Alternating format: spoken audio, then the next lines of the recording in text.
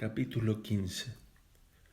Infortunios que me obligan a partir de Venecia. Lo que me acontece en Milán y en Mantua. Voy a Cesena en busca de un tesoro. Francia y su hija Jabota. Carlos reunía todas las virtudes y nobles cualidades de un buen hombre honrado y distinguido. 20 años más tarde, tuve necesidad de pedirle dinero y me ofreció su bolsillo con generosidad. Nunca frecuenté su casa y supo apreciar mi delicadeza. Murió algunos meses antes de mi última salida de Venecia, dejando a su viuda muy acomodada con 3 hijos bien educados, los cuales han ocupado empleos lucrativos y aún viven tal vez con su madre. En el mes de junio fui a la feria de Padua, donde me hice amigo de un joven de mi edad que estudiaba matemáticas con el célebre profesor Zucchi. Se llamaba Tagnolo, pero trocó este nombre poco eufónico por el de Fabbrice. Es el mismo que fue más tarde conde de Fabbrice y teniente general de José II. Murió en Transilvania al frente de sus tropas. A últimos de noviembre mi amigo Fabbrice me presentó a una familia distinguida. Era en el campo, en las cercanías de Fero. Se jugaba y hacíase el amor y sobre todo se daban muchas bromas, algunas de ellas sumamente pesadas. El valor consistía en no enfadarse por nada y en reírse de todo. Preparábamos las camas para que se hundieran lo mejor.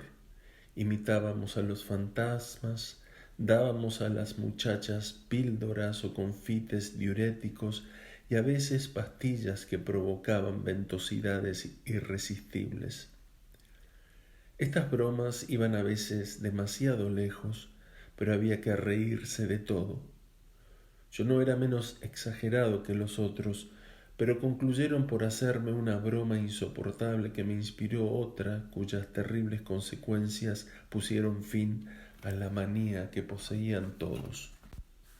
Íbamos ordinariamente a pasearnos a una quinta que distaba media hora por el camino ordinario, pero se acortaba el camino a la mitad pasando un foso profundo y fangoso por encima de una tabla estrecha. Y este era siempre el camino que yo hacía tomar a pesar del miedo de las mujeres que temblaban, aunque yo las prefería siempre para darles la mano. Un día, pasando el primero para excitar los ánimos, y en el momento en que me hallaba a mitad del puente, cedió la tabla y caí en el fango apestoso de la zanja. Quedé hundido hasta el cuello y a pesar de la rabia que sentía en el fondo del corazón, aparenté reírme como los demás. La alegría general duró poco, pues todos declararon que la farsa era abominable. Llamaron a unos campesinos que me sacaron del lodo hecho una perdición. Sin embargo, me reía más que los otros, aunque interiormente solo pensaba en vengarme de la manera más cruel. Para saber quién era el autor de aquella broma pesada era preciso permanecer tranquilo e indiferente. La tabla, sin duda alguna, había sido aserrada. Me lavé y cambié de traje. Prometí un sequí a una campesina si averiguaba quién había aserrado el puente y no tardó en decírmelo. Era un joven que la mujer me indicó. Fui a encontrarle y mediante otro sequí y algunas amenazas le obligué a confesarme que había sido pagado para ello por el señor Demetrio, griego, fabricante de papel, hombre de unos 50 años, bueno y amable, a quien yo no había jugado más partida que la de escamotearle una criadita muy mona de la cual estaba enamorado.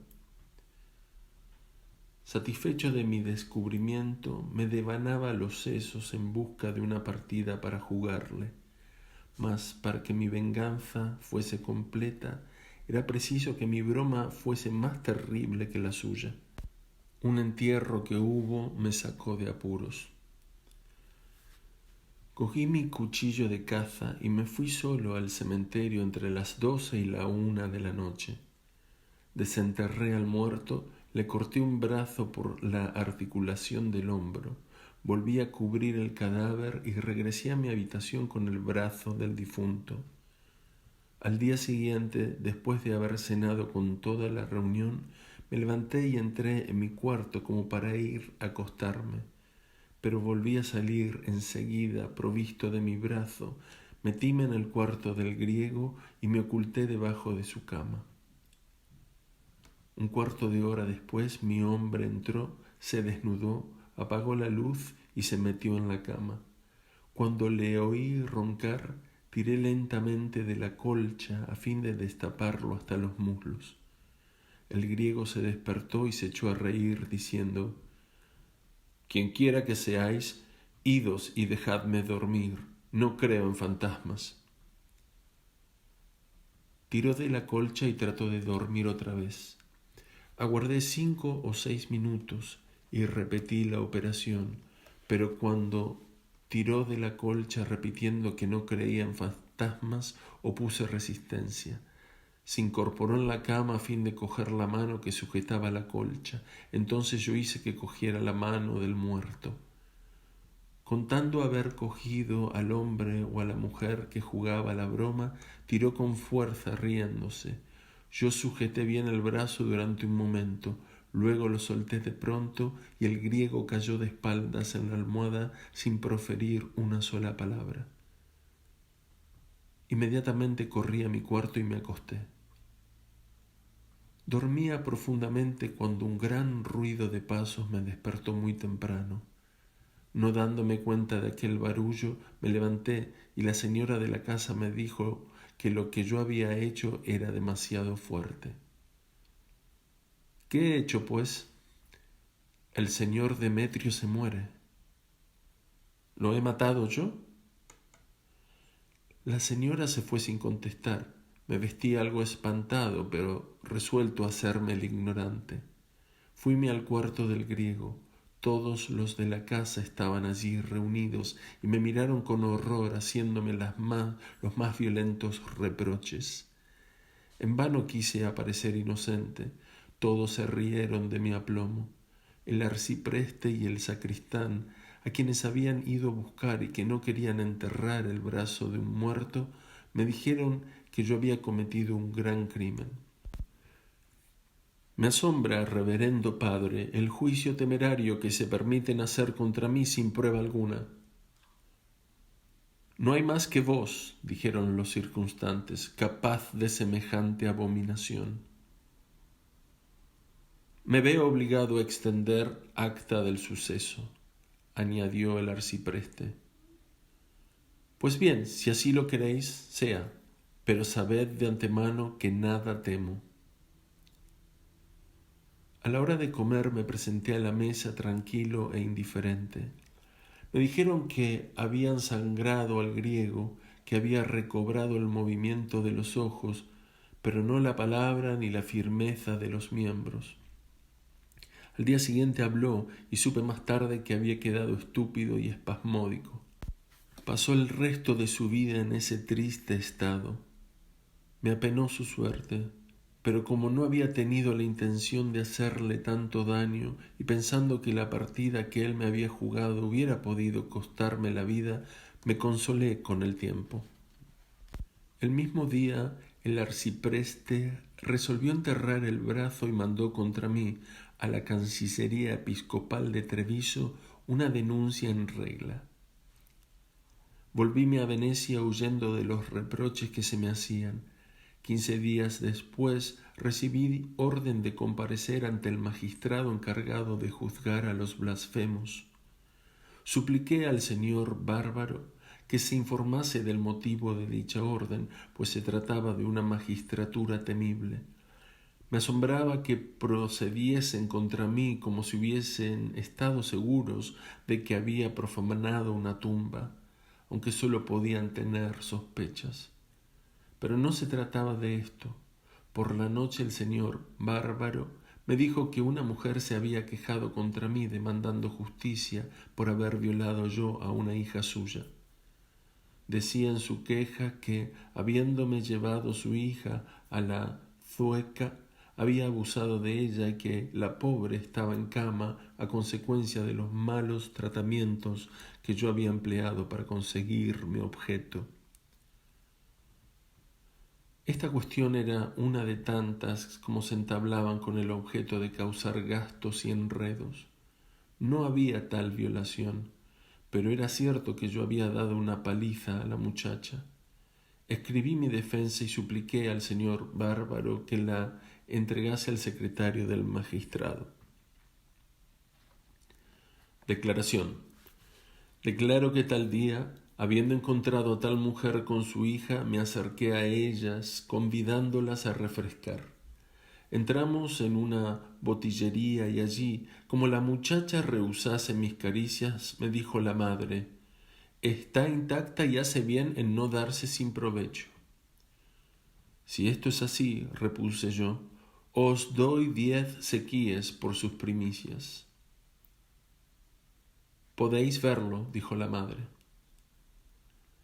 Habiendo procedido un examen por medio del tacto y creyendo que ello podía ser verdad, le dije que por la tarde la llevase a Zueca, donde le daría los 10 sequíes. Mi ofrecimiento fue aceptado con alegría, y la madre me trajo a su hija y me la dejó al extremo del jardín de la Cruz, donde recibió los 10 sequíes y se marchó. Cuando quise hacer valer mis derechos adquiridos, la hija, instruida sin duda por su madre, me lo impidió con astucia. Al principio no me disgustó su proceder, pero cansado al fin, le dije seriamente que concluyera. Ella contestó que si yo no podía, la culpa no era suya. Aburrido y despechado, la puse entonces en una posición que la obligaba a ceder y a desmentirse. Pero cambió la postura y me encontré en la imposibilidad de conseguir mi objeto. «¿Por qué cambias de posición?», le dije. «Porque así no quiero». «¿Con qué no quieres?». «No». Entonces tomé un mango de escoba que allí se encontraba y le di una buena lección por sacar algún provecho de los 10 sequíes que había cometido la locura de pagar adelantados. Pero no le rompí brazo ni pierna alguna, cuidando de castigarla solamente en el trasero, donde deben hallarse todas las trazas de mi vapuleo. Por la noche la metí en una barca que la llevó a sitio seguro. La madre de esa muchacha tuvo 10 sequíes y la hija ha conservado su detestable virginidad.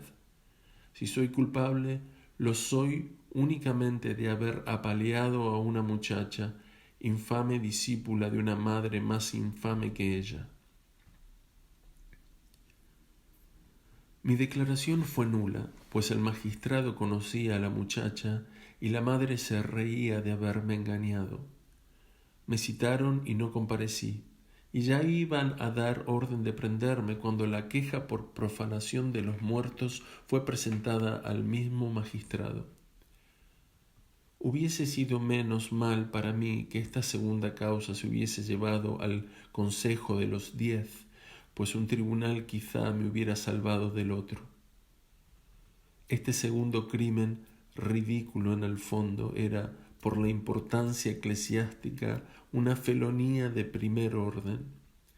Fui citado personalmente en el término de 24 horas, con la seguridad de que mi encarcelamiento sería decretado. El señor de Bragadino, prudente como siempre, me aconsejó que pusiese pies en polvorosa. Nunca abandoné Venecia con tanto sentimiento como esta vez. Tenía algunas conquistas amorosas entre manos y la fortuna me favorecía en el juego. Partí al anochecer y el día siguiente dormí en Verona. 2 días después llegué a Milán, a la caída de la tarde. Me encontraba solo, bien equipado, provisto de alhajas, sin cartas de recomendación, pero con la bolsa llena, con mucha salud y el humor de los 23 años.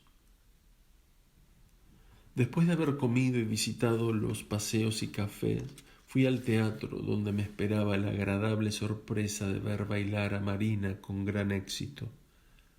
Resolví enseguida reanudar con ella mis antiguas relaciones y me hice acompañar a su casa al salir del teatro. Acababa de sentarse a la mesa con un caballero, pero tan pronto como me vio, arrojó la servilleta y vino corriendo a abrazarme. El criado, sin esperar que se lo dijese, puso un cubierto para mí y Marina me suplicó que cenase con ella. Sintiéndome ofendido por el individuo que no se había levantado para saludar, pregunté a Marina quién era él y le rogué que me presentase.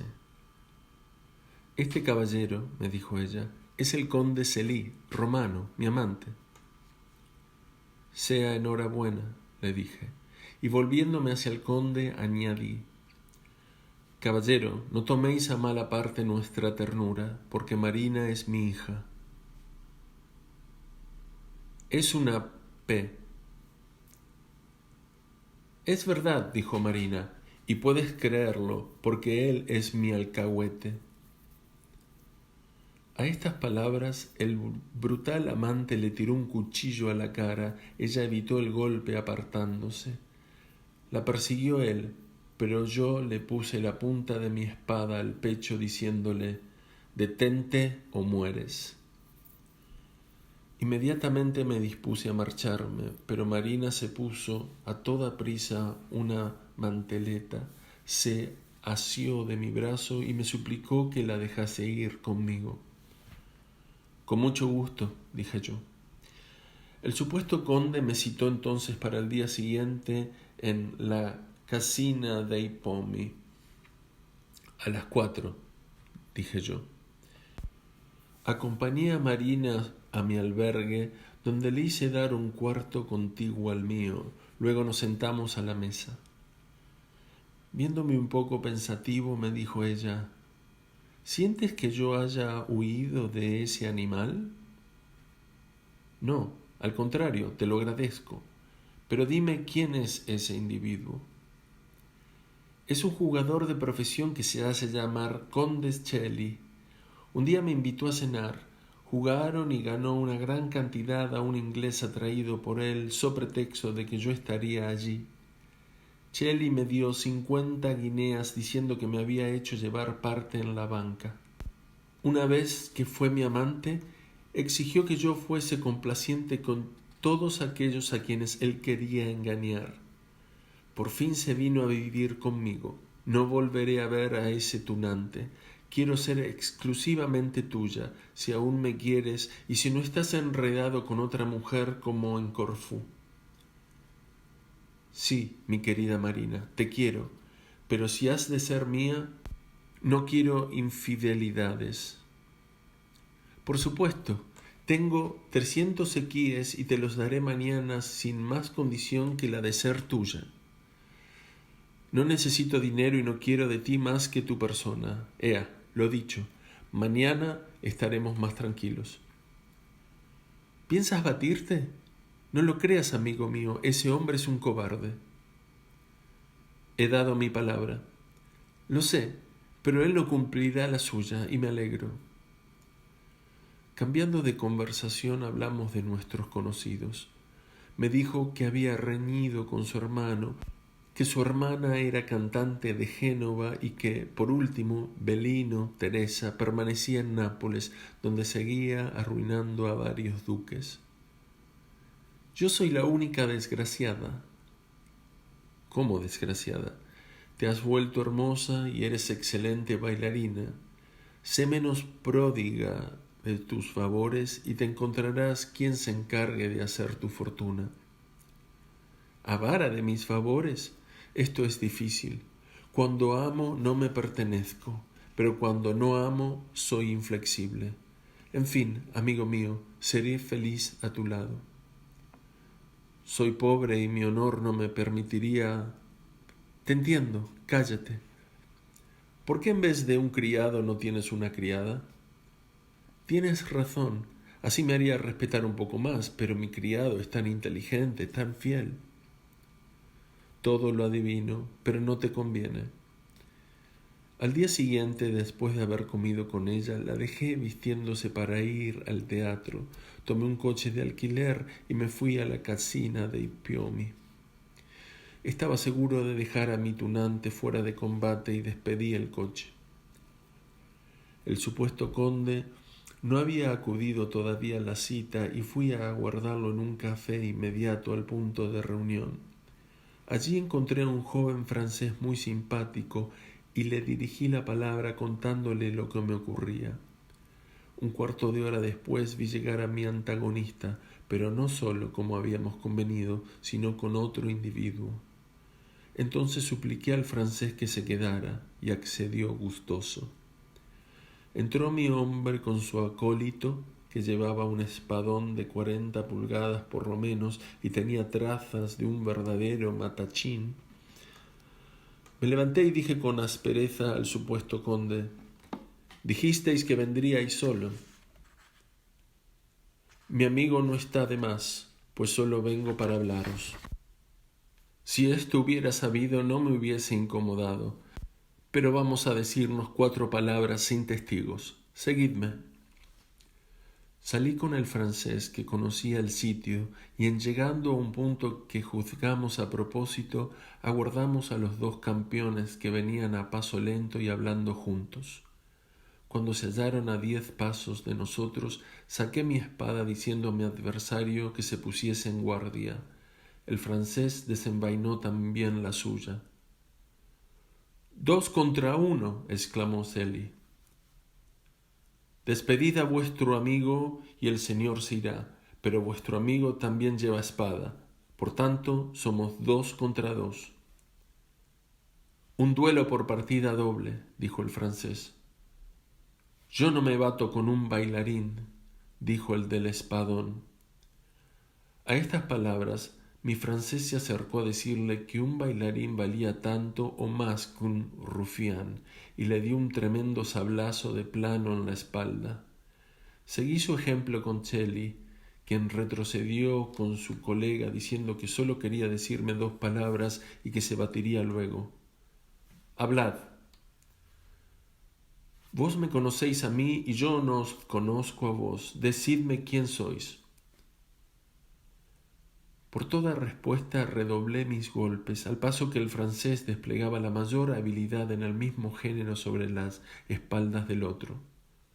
Los cobardes huyeron a escape y nosotros envainamos nuestras espadas. El gran duelo concluyó, pues, de una manera ridícula, como Marina había supuesto. Mi francés tuvo que marcharse porque le aguardaban, pero aceptó mi invitación de venir a cenar conmigo después del teatro. Le dije el nombre que yo había dado en la consigna y le indiqué la fonda en que vivía.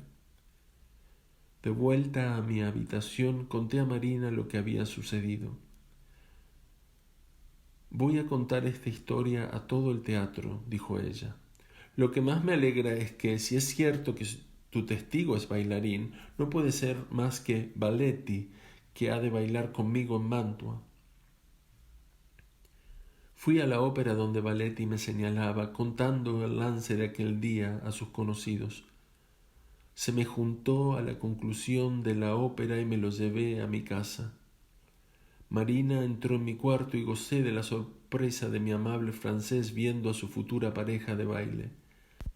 Aquellos 2 hijos de Terpsícore, que nunca se habían encontrado juntos, se declararon en la mesa una guerra amorosa que me divirtió en extremo.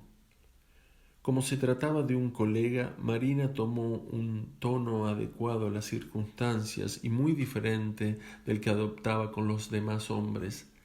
Aquella noche Marina estuvo de excelente humor, pues la habían aplaudido más que nunca a consecuencia de la historia del supuesto conde Celi.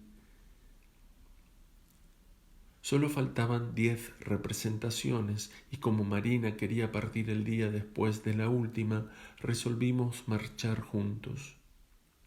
Mientras tanto obligué a Baletti a que comiese cada día con nosotros. Puse en aquel joven una amistad que ha influido mucho en cuanto me ha sucedido en el transcurso de mi vida, como verá el lector. Tenía mucho talento como bailarín, pero esta era la menor de sus cualidades.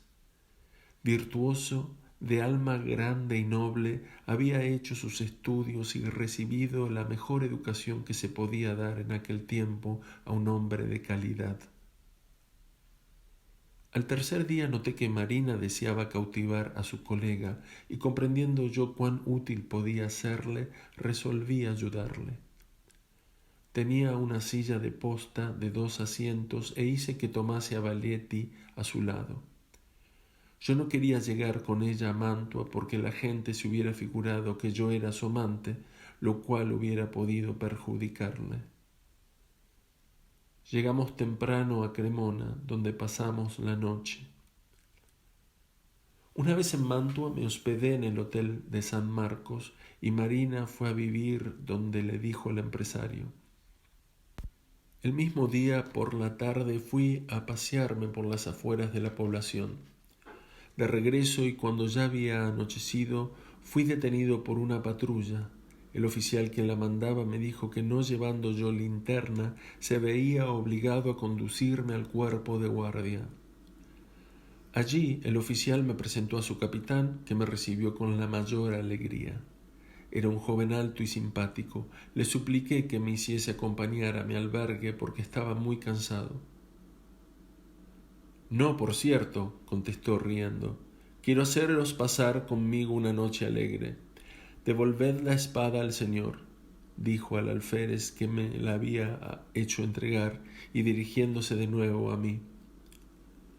Quiero consideraros como un amigo, como convidado.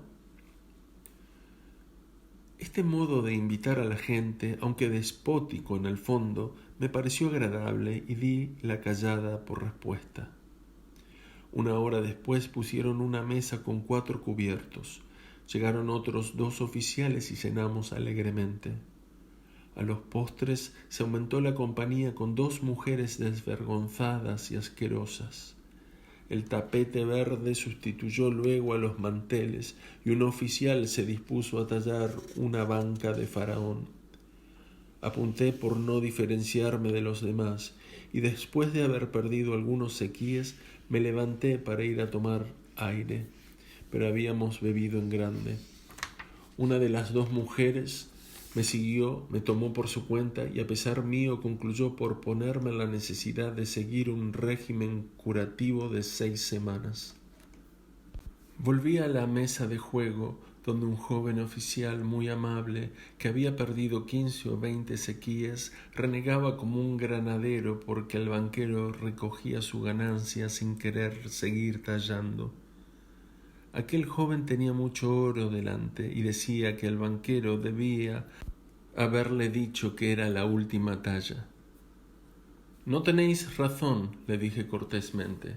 El faraón es el más libre de todos los juegos. ¿Por qué no talláis vos mismo? Me fastidiaría porque esos señores apuntan muy flojo, pero si os gusta, ¿por qué no talláis? Capitán, ¿queréis llevar la 4ª parte? Convenido. Señores, dije yo, tengo el honor de advertiros que no haré más que 6 tallas. Pedí barajas nuevas, puse 300 sequías en la mesa. El capitán escribió en el dorso de una carta: vale por 100 sequías o Neyland. Junté la carta con el oro y empecé a tallar. El joven oficial dijo: es posible que vuestra banca expire antes de que concluya la 6ª talla. Continué sin contestar. A la 5ª talla mi banca estaba en la agonía. Mi joven oficial triunfaba. Le choqué algo diciéndole que me alegraba de perder, porque desde que él ganaba me parecía mucho más amable. Mi observación le trastornó la cabeza. Durante la 5ª talla, un diluvio de cartas contrarias le hizo perder todo lo que había ganado, y queriendo forzar la fortuna durante la 6ª talla, jugó como un aturdido y perdió todo el oro que tenía delante. «Habéis jugado con suerte», me dijo, «pero os pido que mi revancha sea para mañana». «Con mucho gusto os la daría, caballero, pero no juego sino cuando estoy arrestado». Conté mi dinero, había ganado 250 sequíes sin contar una deuda de 50 sequíes de un oficial que había jugado de boquilla y que había perdido. Al amanecer, el capitán me devolvió la libertad. De vuelta a mi fonda me acosté y al despertarse me presentó el capitán Laurent, el mismo que había jugado de boquilla. Creyendo que venía para pagarme, le dije que debía los 50 sequíes al capitán O'Neilan, pero me contestó que había venido a suplicarme que le prestase 10 sequíes mediante un pagaré a 8 días fecha. Se los di y me recomendó la mayor discreción. Al día siguiente me encontré enfermo y el lector sabe por qué. 3 o 4 días después el capitán O'Neilan vino a visitarme y después que le hube enterado de mi dolencia se echó a reír. «¿Es decir que estabas bueno?» «Mi salud era perfecta». «Siento que la hayáis perdido en semejante sitio. Os hubiera advertido si me hubiese figurado que estabais bueno». «¿Sabéis acaso que estaba enferma la mujer?» «Pues no había de saberlo. No hace más que 8 días que os precedí». «¿Os soy acaso deudor del presente que ella me hizo?» «Es posible, pero eso no es nada. Podéis curaros fácilmente si eso os entretiene. Yo no me curo jamás». «¿Y podéis soportar esa dolencia?» «Prefiero soportarla al fastidio de someterme a un régimen curativo. Y además, ¿a qué curarse cuando no se pasan 15 días sin volver a las andadas? 10 veces he tenido tal paciencia, pero al fin me he cansado y hace 2 años que no me cuido». O'Neilan tenía 23 años. Su padre había muerto general y la bella condesa Borsati era hermana suya. En mi vida encontré joven más entregado a la vida desordenada. Muchas noches corrí aventuras con él y me asombraba su audacia y su cinismo. Era noble, generoso, valiente y honradísimo. Si los jóvenes oficiales de entonces se atrevían a cometer tantas inmoralidades e indecencias, la culpa estaba en los privilegios que les concedía la costumbre.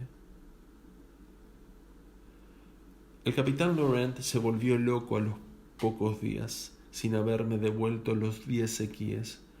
Curó de su enfermedad, pero fue expulsado del cuerpo por su mala conducta. O'Neilan, valiente como la espada de Bayardo, murió algunos años después en la batalla de Praga. Forzosamente había de perecer víctima de Marte o de Venus. La ópera empezó inmediatamente después de Pascua. Yo iba todas las noches perfectamente curado, había vuelto a mi acostumbrada vida. Valetti venía casi todos los días a mi casa a almorzar conmigo. Con frecuencia me había hablado de una vieja actriz que se había retirado de las tablas hacía más de 20 años y que había sido amiga de mi padre. Un día se me antojó verla y mi amigo me presentó. Me encontré en presencia de una vieja decrépita cuyo aliño y compostura me chocó tanto como su persona. Valetti, temiendo que mi asombro la mortificase, le dijo que lo que más admiraba era que el tiempo no hubiese marchitado la hermosa fresa que brillaba en su pecho. Era un lunar que parecía una fresa.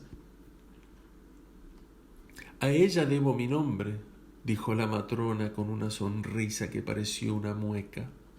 «Soy todavía y seré siempre la Fragoletta». A estas palabras no pude menos de estremecerme. Me hallaba delante del fatal simulacro que fue causa de mi existencia. Veía el objeto que con sus prestigios había seducido a mi padre 30 años antes. Sin ella no se hubiese aventurado él a abandonar el hogar paterno y probablemente no hubiese ido a engendrarme en una veneciana.